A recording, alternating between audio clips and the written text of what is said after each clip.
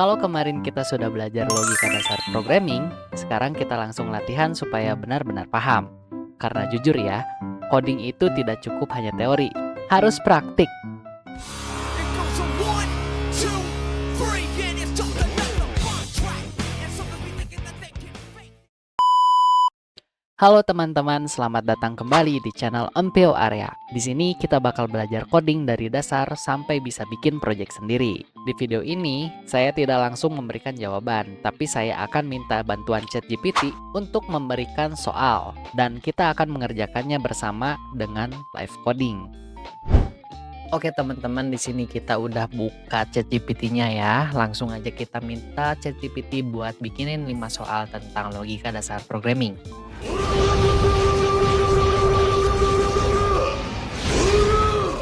Nah, di sini udah ada 5 soal. Di sini nomor 1, menentukan bilangan genap atau ganjil. Buat program yang meminta input sebuah angka dari user, lalu tentukan apakah angka tersebut genap atau ganjil. Nah, gimana teman-teman? Coba dulu sendiri ya. Bisa pause dulu videonya. Oke, nah jadi soal yang pertama itu kita bakal bikin input ya, terus kita bikin percabangan ya, gitu.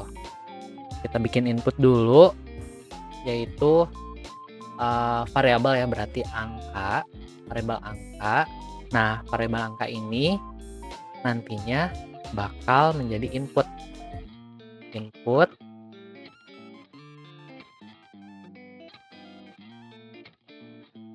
Ini masukkan angka. Kita buat interface-nya. Nah, langsung di sini if angka modulo sama dengan modulo 2 sama dengan 0. Nah, itu maka print genap. Kalau misalkan selain itu else, berarti print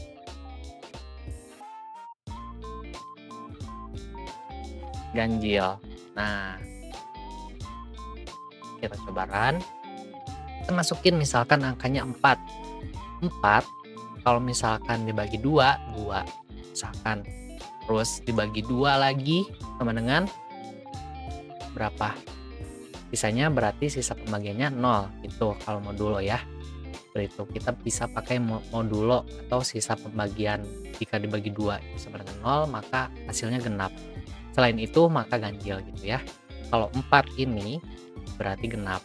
Kalau misalkan 5 berarti 5 nih ya, bagi 2 berapa? 5 berarti nanti bakal ada sisa pembagian ya. 2 tambah 2 4 berarti masih ada sisa 1 gitu ya. Seperti itu. Ganjil. Nah, gitu ya logikanya gitu. Jadi pakai modulo. Oke. Nah, kemudian untuk soal nomor 2, menampilkan angka 1 sampai n buat program yang meminta input angka n, lalu tampilkan angka dari 1 sampai n menggunakan perulangan. Oke, pakai for ya. Misalkan input juga, oh berarti ini pakai input juga. Nah, teman-teman coba dulu sendiri ya. Coba aja sendiri. Kalau misalkan bingung ya bisa lihat dokumentasi. Jangan langsung tanyain jawabannya ya, supaya teman-teman bisa gitu. Nah, jadi untuk jawaban nomor 2 ini bisa kalian seperti ini. Berarti kita bikin ininya inputnya n ya. Misalkan seperti itu. Berarti kita pakai perulangan ya. For i in range 1 sampai n plus 1. Nah, kenapa ini n plus 1? Karena misalkan nih ya, kalian 1 sampai 5 misalkan ya. Print i misalkan gitu. Coba save. Nah, nanti di n-nya itu misalkan, nah 1 sampai 5 ini kenapa sampai 4? Harusnya kan sampai 5 ya. Kenapa? Karena dalam perulangan itu angka pertamanya itu dimulai dari kosong. Kosong, 1, 2, 3, 4, 5. Nah, misalkan ada deretan angka seperti ini, angka pertamanya itu yaitu 0. Angka 1 ini yaitu angka kedua. Berarti ya, ini angka pertama, kedua, ketiga, keempat, kelima. Berarti berhentinya di 4 gitu. Karena dimulai dari 0 sebenarnya. Nah, ini tuh 1 itu berarti dimulai dari bilangan kedua. Kalau misalkan ininya dimulai dari 0, gitu ya. Kita coba save. Nah, berarti 0-nya bakal ke bawah gitu. Misalkan ya, ini yang input ini kita abaikan dulu. Nah, ini udah ada 5 bilangan gitu. Cuman dimulainya dari 0, range-nya sampai 5. Berarti kalau misalkan kita pingin 1 sampai 5, 1, 2, 3, 4, 5, berarti ininya dimulai dari 1, nah ininya 6. Ini abaikan aja inputnya. Nah, tapi kan aneh ya kalau misalkan ini 6. Nah, jadi logikanya kita tambahin aja ininya 1 gitu. Nanti hasilnya bakal tetap sama. Kita abaikan lagi. Nah, gitu. Jadi ininya kita tambah 1 aja. Soalnya dimulai dari 0. Nah, ini yang 5 ini kita kan mau sampai N gitu ya. 1 sampai N. Nah, berarti 5 ini ganti jadi N gitu. Paham ya? Paham, oke? Kita coba. Jadi nanti inputnya ini akan berfungsi gitu. Coba. Misalkan ini 5. Berarti kan ini 5 tambah 1 ya. Berarti dimulai dari 1, 2, 3, 4, 5. 5 itu bilangan ke 6 karena dimulai dari 0. Gitu ya. Coba di sini dulu. Nah, oke, udah bener ya. Jadi seperti itu buat nomor 2. Gitu. Kemudian kita lanjut ke nomor 3 nih. Menghitung jumlah deret. Nah, sekarang yang ini kita hitung si penjumlahan ini, si perulangan ini. Kita jumlahkan. Jadi 1 tambah 2 tambah 3 gitu ya. Misal ini contoh inputnya 5. Kayak tadi dijumlahin nih 1, 2, 3, 4, 5. 1 tambah 2, 3. 3 tambah 3, 6. 6 tambah 4, 10. 10 tambah 5, 15 gitu ya. Bisa kalian buat seperti ini. For i, atau kita bikin jumlah awalnya ya. Jumlah awalnya itu sama dengan 0. Nah, di sini kita tinggal masukin penjumlahannya. Jumlahkan si deretan angka yang ini. Kita jumlahin ya. Kan ininya udah ada nih deretan angkanya. Tinggal kita jumlahin, yaitu plus sama dengan i gitu. Nah, si perulangan ini bakal kita jumlahkan gitu. Kalau misalkan n-nya kita jumlahin atau kita n gitu ya. Jumlahkan si n-nya. Berarti bakal hasilnya seperti ini. Misalkan kita punya angka 2. Nah, di sini 2 ya. Hasilnya berapa? Hasilnya belum dipanggil ini. Print-nya, belum kita bikin output-nya. Print jumlah. Misalkan seperti ini ya. Misalkan 2. Nah, di sini 2. Kalau misalkan 3 berapa ya? Kalau misalkan 3, 9. Kok jadi 9? Kenapa? Ada yang bisa jawab gak? Kalau misalkan ada yang bisa jawab, tulis di kolom komentar ya. Jadi, nanti ini harusnya I. Seperti itu. I. Kalau I, nanti bakal dijumlahin si deretan angkanya. Tuh. Jadi 15 gitu. Kalau misalkan mau print yang perulangannya gimana ya, tinggal tulis lagi aja di sini i gitu. Seperti itu. Kita run, masukkan angka 5. Nah, itu i-nya dengan 5. sorry, oh di sini berarti kita bikinnya di sini. Kita bikinnya di sini. Print, kita print dulu I, oke. Nah, di sini baru kita bakal melihat si deretan angkanya. Nah, seperti itu ya. 1 2 3 4 5 sampai 15 gitu ya. Oke, paham ya buat nomor 3. Oke, lanjut ke nomor 4. Menentukan nilai terbesar dari 3 angka. Nih, buat program yang meminta 3 angka dari user, lalu tampilkan angka yang paling besar. Nih gimana? Pause aja, nggak apa-apa. Oke, jadi jawaban untuk nomor 4 itu bisa kalian seperti ini. Misalkan ada angka pertama. Ini kita bikin variabel dulu. Kita bikin input, kurung lagi, masukkan angka pertama. Kita copy aja karena sama ya. Nah, ininya kita ganti, ininya jadi 2, ininya jadi 3, ininya ganti jadi kedua. Terus yang bawahnya kita ganti jadi ketiga. Kita cobain dulu apakah berhasil. Oke, inputnya ini yang kedua, ini yang ketiga. Nah, inputnya udah jalan ya. Nah, kita andaikan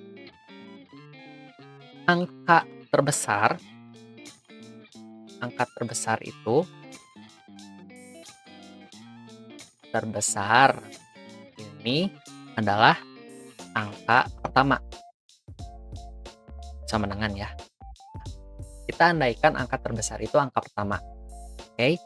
Nah, lalu kita bikin percabangan.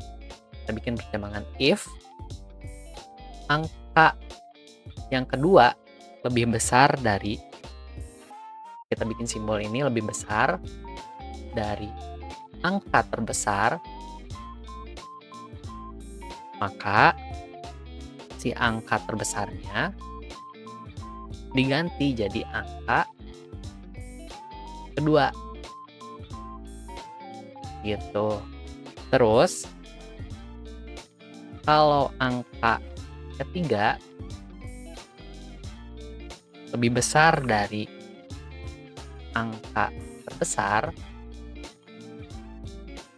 maka lakukan angka terbesarnya kita ganti jadi angka ketiga. Gitu. Jadi urutannya dimulai dari atas dulu ya. Kita bikin input yang pertama, input kedua, input ketiga, lalu kita andaikan angka terbesarnya adalah angka 1. Kalau misalkan angka kedua lebih besar dari angka terbesar atau angka pertama, maka angka terbesarnya ini diganti menjadi angka yang kedua. Misalkan angka ketiganya itu lebih besar dari angka terbesar, gitu ya, yaitu angka pertama atau angka kedua, maka angka terbesarnya diganti menjadi angka ketiga. Oke, lalu kita bikin output di sini, print,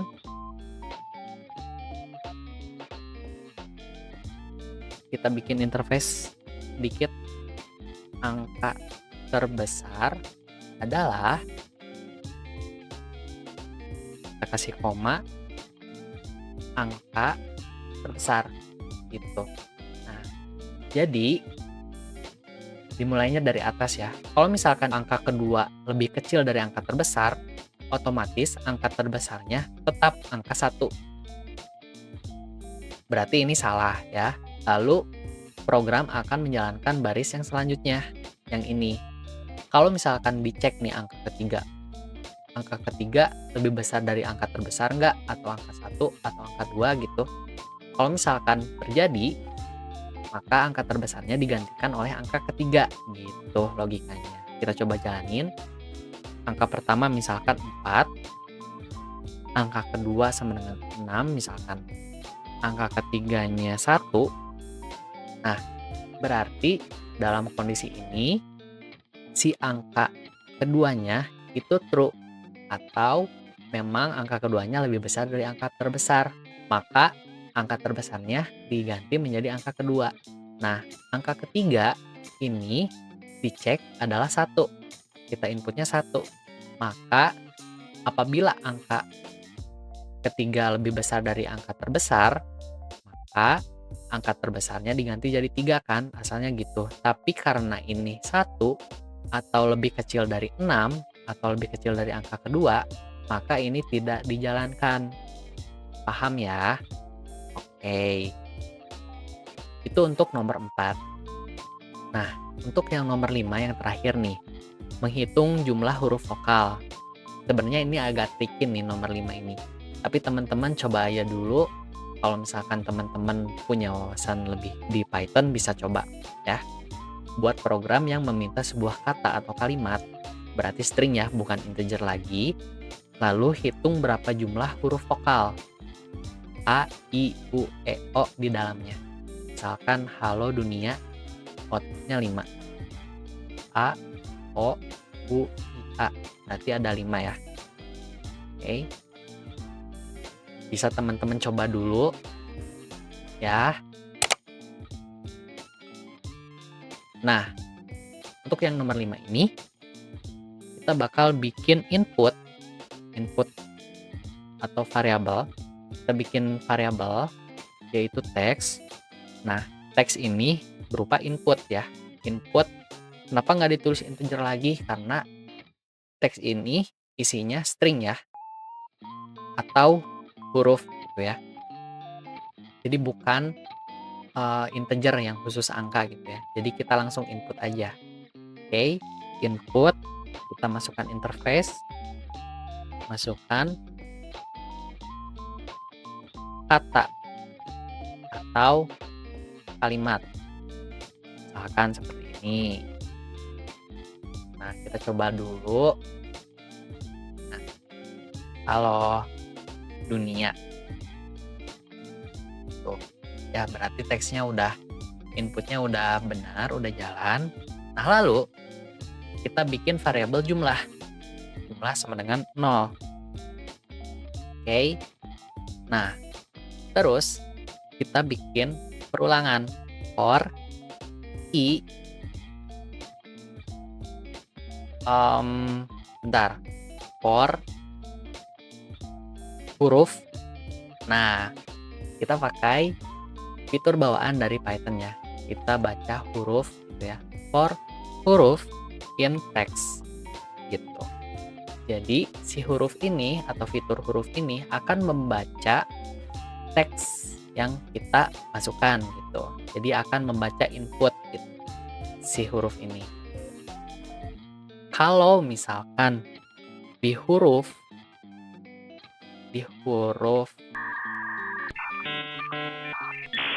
kita bikin variabel vokalnya ya. Vokalnya yang mana? Vokalnya A, I, U, E, O. If huruf in vokal, kalau misalkan ada vokal di huruf gitu ya. Nah, gitu. Maka jumlahnya plus sama dengan 1. Jadi jumlahnya bakal ditambah 1 gitu. Kalau misalkan nemu 1, misalkan di sini ya, misalkan nemu huruf A, tambahin 1, terus nemu huruf A lagi, tambah 1 lagi, berarti 2 gitu. Langsung aja di sini kita print, bikin output jumlah vokal. Kita kasih interface jumlah vokal sama dengan jumlah. Nah, seperti itu. Paham ya logikanya? Jadi logika yang ini itu, yang ini kan, yang 3 ini kan variabel ya, variabel teks yang berupa input, terus vokal A, I, U, E, O, terus ada jumlah yang nanti dipakai untuk mencari jumlahnya gitu. Jadi logikanya kita lihat teks pakai huruf, pakai fitur huruf. Nah, kalau di huruf menemukan vokal gitu ya, yaitu vokal a, i, u, e, o di teks gitu, maka jumlahnya tambahkan 1 gitu. Nah, lalu print si jumlahnya, jumlah yang ini ya, bukan yang ini. Karena ini tuh udah di atas. Nah, pasti jumlahnya yang ini yang dijalankan karena ini yang paling baru gitu, paling bawah. Oke, kita coba aja. Nah, kita coba cek uh, kalau dunia jumlah vokalnya 5 berarti bener ya. Berarti bener ya, 5. Coba cek lagi. Misalkan view area nih 4 bener ya, berarti ada I, A, E, A berarti 4. Coba kalau misalkan ada salah satu yang kapital misalkan ya, coba I-nya jadi kapital. Apakah 4 juga sama? Ternyata 3 karena di vokal itu tidak ada vokal yang bentuknya kapital gitu, maka harus kita tambahkan yang kapitalnya gitu. Nah, seperti ini kita save. Kita coba jalanin lagi. Apakah yang kapital sudah terbaca sekarang? Nah, sekarang sudah terbaca ya. Oke. Sekarang 5 soalnya sudah terjawab semua ya, teman-teman. Kalau misalkan masih bingung atau belum paham, boleh kok kalian lihat dokumentasi atau sebagainya gitu. Terima kasih sudah menonton dan sampai bertemu di video berikutnya. Jangan lupa like, share, dan subscribe, oke? Bye-bye.